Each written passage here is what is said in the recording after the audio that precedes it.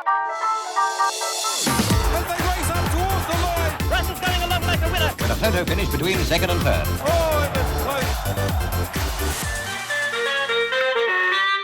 Hello, everyone, and welcome to another week of the SmartB Racing Update. Lewis and Bryce with you. How are you, Bryce? Yeah, good. Thanks, Lewis. How about yourself? Not too bad, mate. Just still picking myself up the floor after LEU last week. That was I couldn't believe it when Georgie jumped out of the pack and got us. But is what it is. It's part of the great game. Let's get stuck to it. We got pretty short, sharp show this week. 3 or 4 races to talk about. Let's start in Sydney, race 8, 2,400 metre Winter Cup. Hopeful comes up favourite here from Sir Lucan, who I backed last week, and it went absolutely awful. A little bit surprised. They're backing up. And then out to Bonnie Ezra, next pick. Who do you like? I think the favourite's hard to beat in this. Hopeful. Sir Lucan dropped out big time. Hopeful brings in the right form. LES looks a really, really promising import. So, if it holds its form, it's going to be very hard to beat. But, mate, the one I like at odds here for Namblist, I know it's up in grade, but it's second in Naval Commission, and that might just get away with this year. It's 18 into 10, so they like it.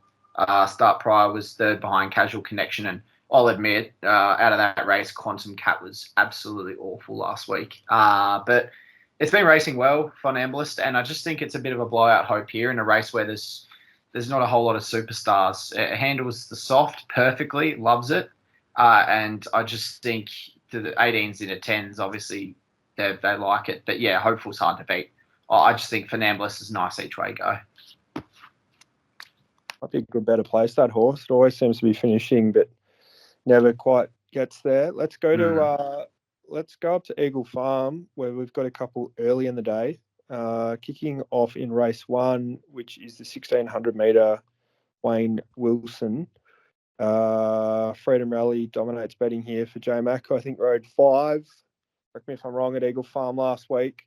And then out to I Know a Star, who's been pretty well backed early. Poison Chalice is one that you were keen on last time. With that Melbourne spring form, who do you like? Yeah, I'll be shocked if Freedom Rally loses this. J-Max riding in incredible form. Barrier 1. It's coming off a 4th to I Wish I Win and Bella Nipotina. None of these would do that. So all things even, I just think it's going to beat these with a fair bit of comfort. Good racing pattern. Probably just hug the rail. I Know a Star, sit outside leader. And when it comes down to it and they're kicking, I just expect it to go past it.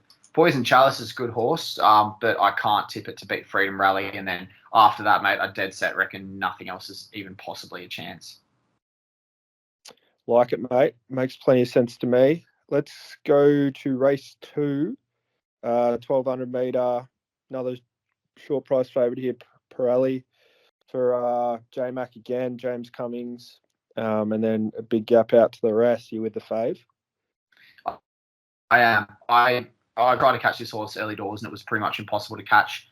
But, I think this is just look, the price looks about right here, because you look at the dangers, there's not a whole lot of them. You got a bit of a wide draw, but J-Mac gets it clean air, and it's come in leaps and bounds, this horse. I know it was always a short price, always getting beaten early doors. Now it's putting it together. Last start, a 4-length win, never looked like losing. Second to Tashi, the start prior, and then 2 really good efforts prior to that. So it's come back this year, mate. It started the 13th of the first, its first run, and ever since then it hasn't run worse than top 2. Handles all conditions. Now we're starting to see the horse that they were plunging early doors, and I just reckon it'll be far too good for this bunch.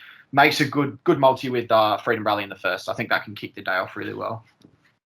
Race 8 is the Stradbroke handicap. I don't think we've got an official bet here, but I thought we should talk about it. Great race on the calendar. Love this race. 1,400 metres. Balana was awesome winning last Saturday. Loses J-Mac. Gets Tim Clark, who's a pretty good rider in his own right. Antino's drawn the absolute car park out there in 20, but read something saying they reckon the horse is flying. And then Bella, who just keeps racing well. Did you have an opinion here? It's a really tricky one. It's going to come down to a stack of luck in running. I mean, look at the nominees and the barriers, but I just think at $11, Bella's ignored again. I know it's barrier 21, but she's racing so well. I mean, she's just missed Overpass not that long ago. Just missed Chain of Lightning. I Wish I Win was 0.4 off and then beat I Wish I Win. And we've seen that's just got to be the best form out of this race. I know everyone loved the win of Valana last start, but prior to that, it was impossible to catch, really, wasn't it? I mean, it fell off the radar. So I think that's a bit overhyped here. It can definitely win, but Valana wheels fell off for a while. Antino's flying, barrier 20.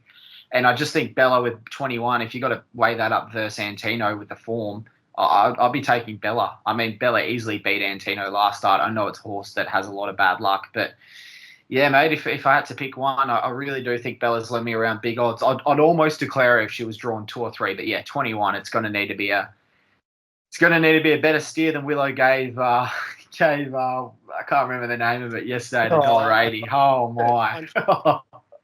Punch line. Oh, yeah. my. Yeah, I did have it last leg of some multis. So as long as it's a better ride than that, mate, I'm pretty happy. I haven't seen that race 7 or 8. I think at Eagle or Doomben maybe yesterday. Go and have a look at that. He ends up last from barrier 12. Yeah. And, it's horrendous. Some finale. That's all right. That's all right. I'll just mention a sneaky horse in that race that in the Group 1, the Stradbroke. I thought just Osipenko was slightly interesting there.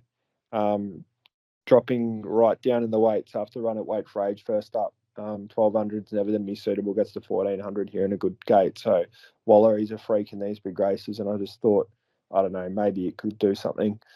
And just before we go, I thought I'd mention I've actually got a horse in on Sunday at Seymour, Fire and Light. It's come up, I think it's about $7 into $5 for the tab. Blinkers go on, third up, race 5 at Seymour. So I thought I'd kick up for him. But apart from that, nothing else from me this week. I think that covers everything. Thanks again for your time, Bryce, and good luck to everyone at home. Thanks, mate.